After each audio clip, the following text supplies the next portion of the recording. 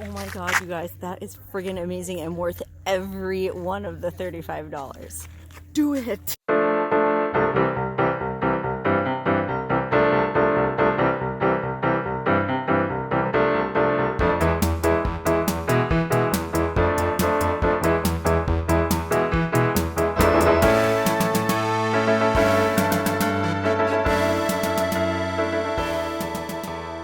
Wonderhussy here, out in the middle of nowhere in the Southern California desert, sort of near Joshua Tree in a place called Landers, California.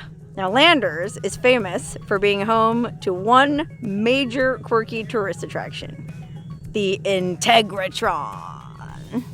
The Integratron is this giant dome that was built back in the 1950s by an aerospace engineer named George Van Tassel, using information he got from extraterrestrials who supposedly visited him while he was meditating out in the desert at a sacred Native American site called Giant Rock. So we're gonna go check out the Integratron. We have an appointment at 3:15, but before that we decided to come out here and check out this giant rock where George Van Tassel used to come meditate. And unfortunately, we picked the worst possible weekend of the entire year to come out here and visit this sacred site, because it also happens to be the same weekend as this giant off-road race called the King of the Hammers. So there's like 50,000 off-roaders razzing around out here making all kind of noise, which I understand, you know, hey, it's everybody's desert, we all have to share it. It's just kind of a bummer that I'm trying to appreciate this sacred Native American site and there's all these people driving around. But anyways, yeah, this is Giant Rock. Check it out. Now, it's aptly named because there you can see our truck for reference. And there's a big boulder, but there's a giant rock. And I was just told by another couple here that that's actually the largest freestanding boulder in the entire world. I wonder if it's a sacred site for Native Americans. That's pretty cool. And what's even cooler, you can see where this piece cleaved off of it. Well, the couple I was just talking to said that only happened in 2001. You know, not even 20 years ago. Isn't that amazing?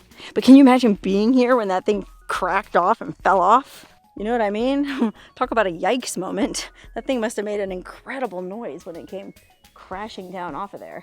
And then that couple was also telling me that apparently some guy used to live under this rock. So I think there's a cave around on the backside. Let's see if we can see that. So you can see there's a bunch of off-roaders over here. It's all part of this big off-roading weekend. Wow, look. I guess some guy supposedly lived in a cave underneath it. That's where the guy lived? Oh, wow, no way. Yikes. Can you imagine living down here? I mean, I'm 5'3", and this is a tight squeeze even for me. Man, I mean, I could squeeze down in here, but ooh, talk about claustrophobic and dirty. Well, yeah. And I've got better things to do. Anyway, we actually came out here for two reasons. One, we wanted to see the giant rock where George Van Tassel used to come out and meditate. But two, as we were driving along the highway to get here, we saw this, well, it was really sad, we saw this dead falcon at the side of the road. And, well, my friend's a big animal lover, and so we had to stop and pick it up. And oh my God, this bird is absolutely beautiful and majestic, and it deserves a nicer burial spot than the side of the road. Okay, we had to drive a little bit away from Giant Rock, unfortunately, because there was just too many people there and too much noise and music, and, you know, people are having a good time, and I appreciate that, but we're here to bury this bird, and we needed someplace that was a little bit more somber. So we drove out into this beautiful friggin' desert, kind of up on the far end of this rock formation, and Barry is digging a grave for this bird. Okay, while he's digging the grave, check it out, here's the bird. I mean, he literally just picked it up off the side of the highway and put it in the back of the truck. It's friggin' beautiful. I'll wait till we get it out and lay it in the grave, and I'll give you a look at it then. Some kind of falcon, or I'm not sure. This reminds me of that poor little owl I killed when I was up in northern Nevada last summer with my sister, and we buried that. So really sad, but hey, we had nothing to do with the death of this bird.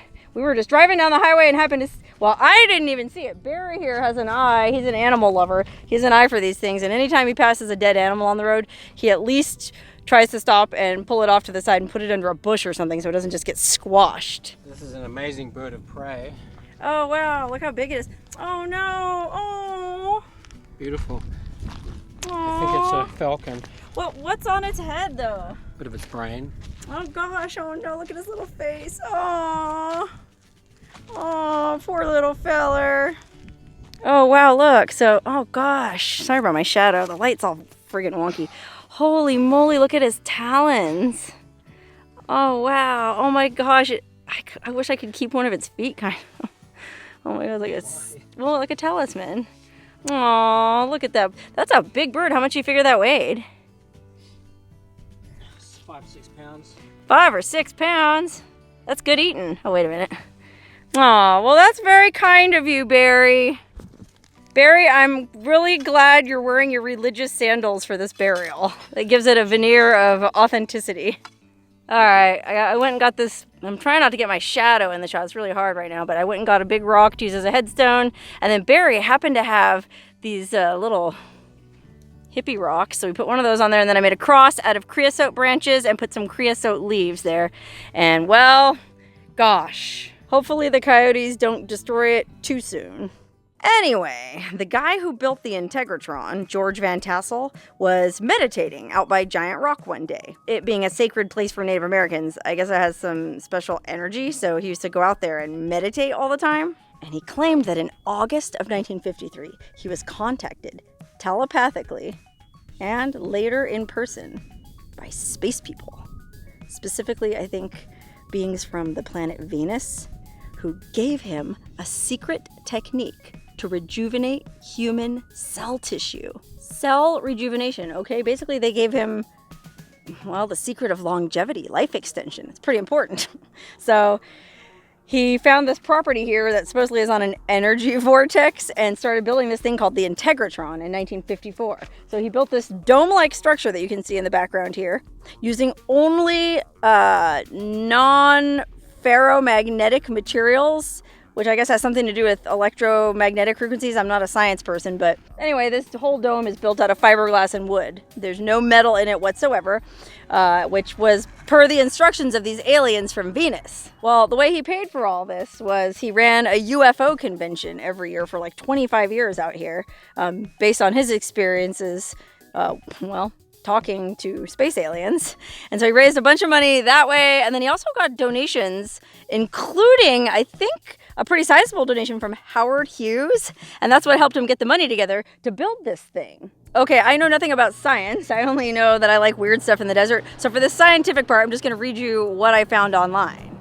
According to Van Tassel, the Integratron's workings rely on the generation of strong intermittent magnetic fields, resulting in the generation of plasma in the form of a coronal discharge and negative air ionization inside the building. The Integratron is based on the multiple wave oscillator invented by George Lahovsky, which was a combination of a high voltage Tesla coil and a split ring resonator that generates ultra wideband electromagnetic frequencies. I don't know, does that make any sense to you? Van Tassel speculated that electromagnetism affects biological cells, and he believed that every biological cell has a unique resonant electromagnetic frequency. According to Van Tassel, the generation of strong ultra-wideband EMF by this Integratron would resonate with the cell's frequency and recharge the cellular structure as if it were an electrical battery. So basically, human cells would rejuvenate when you were inside the structure.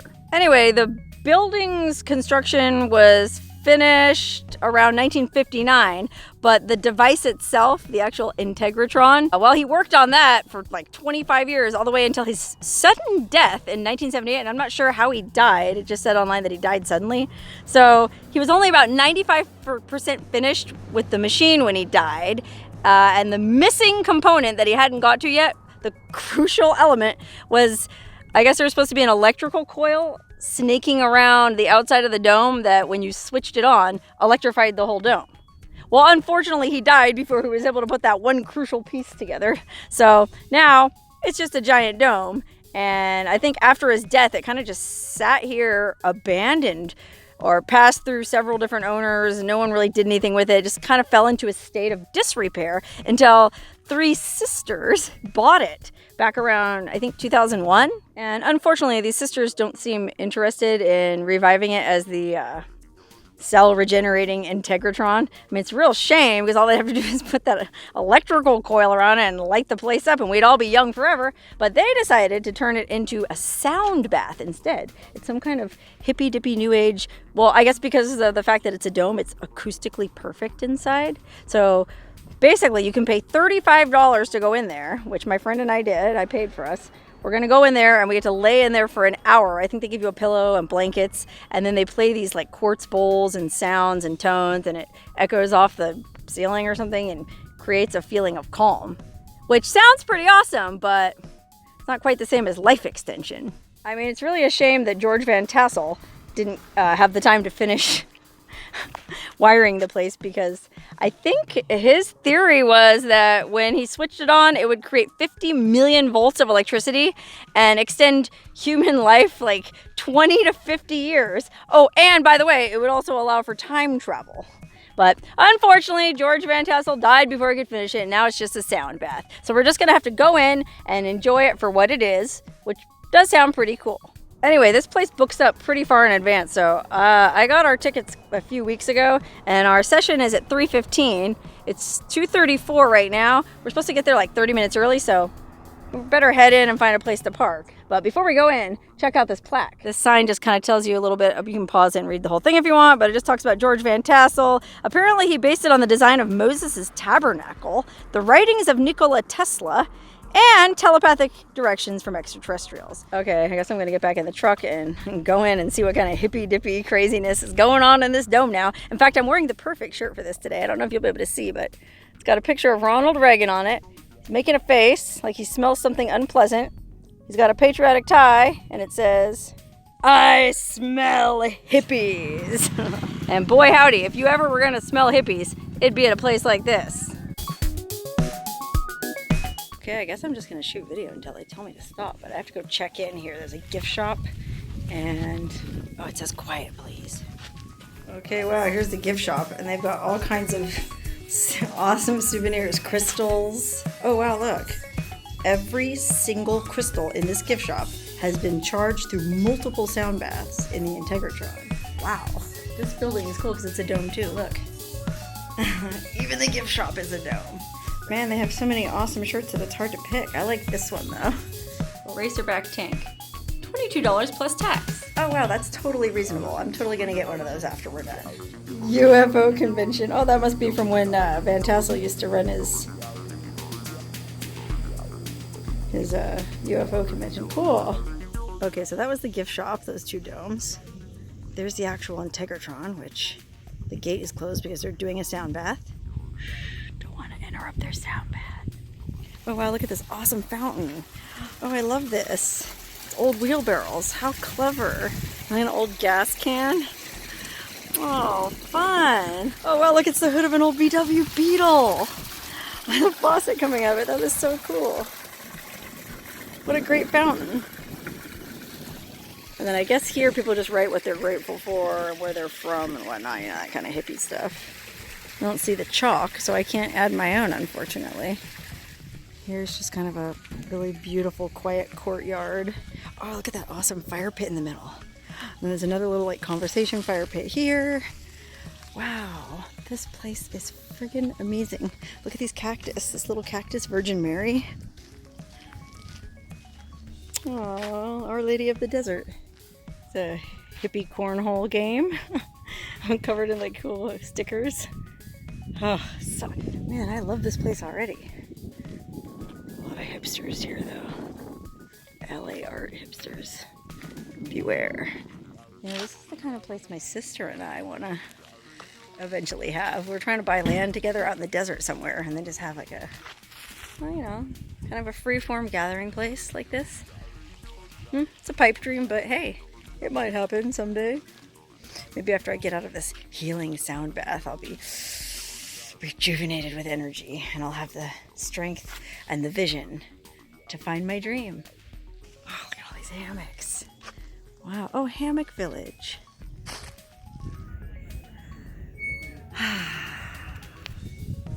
Oh, okay, awesome. It's time for us to go in and get our sound bath. Well, unfortunately, I'm gonna have to turn my camera off. But like I said, I'll catch up with you afterwards.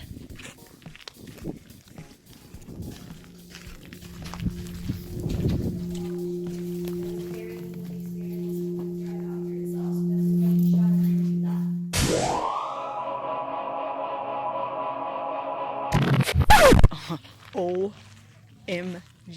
That was absolutely amazing. Okay, so you go in to the first floor and you take your shoes off, you turn your phones off, and then you go up this rickety wooden staircase to this upper floor, which is where the domed area is. And this, there's these really cozy beds with pillows and blankies. You get all snuggled up. And then this guy, he's the son of one of the sisters who owns the place. He starts playing these quartz crystal bowls, which I know, bear with me, probably sounds kind of hippy-dippy and weird. It's the most amazing sound ever. I mean, it's these giant bowls that I guess are carved out of huge pieces of quartz crystal.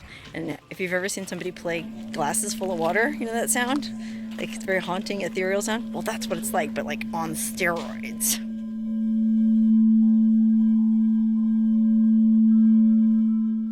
I had to get out of the yard because they're about to let the next group through. I mean, this place is churning them through. There was like 32 people in our group, I think. And with fees and taxes, it works out to like $37 a head. So they're making a pretty penny here. But I know it probably takes a lot of money to, well, not only keep up this dome, but also keep up these beautiful grounds. Anyway, a few things I learned in there to set the record straight. Okay, so I guess the guy who built the dome originally lived out by Giant Rock. That's where his airstrip was and his motel, and well, that's where he was abducted by these extraterrestrials, which I feel bad for even laughing about it, because apparently he was actually a legit aerospace engineer. He worked for Howard Hughes. That's how come Howard Hughes donated money to help him. And in fact, he worked on the Spruce, the Spruce Goose, Howard Hughes' giant airplane.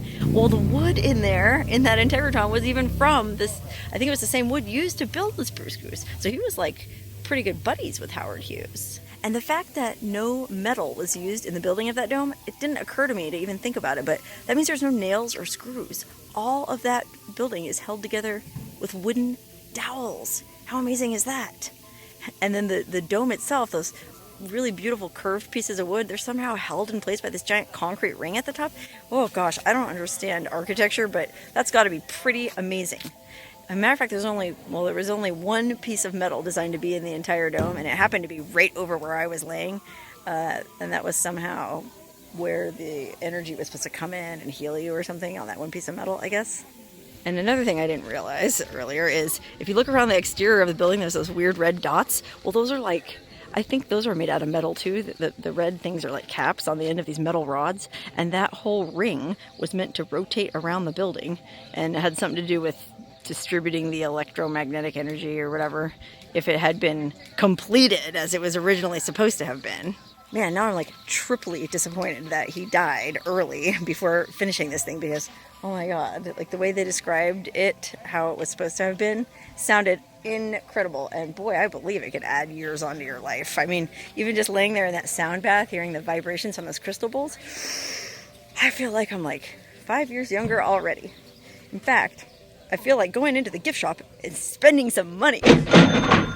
Anyway, in summary, I know I'm talking really fast and not making a lot of sense, but it's because I'm so juiced up from being in there. That place really is amazing. It's worth the hassle. It's worth the cost. I felt the cost was very reasonable, and you don't have to book that far in advance. I mean, I only booked my tickets a few weeks ago, so check it out, man. Just look it up online. If you happen to be out in this part of the country and you're into strange and quirky stuff, this is a 5 thumbs up, or 6 stars, or something like that. Anyways, we're gonna go try to find a place to camp, hopefully out in the desert somewhere by Giant Rock. Who knows? Maybe tonight we'll be visited by some extraterrestrials.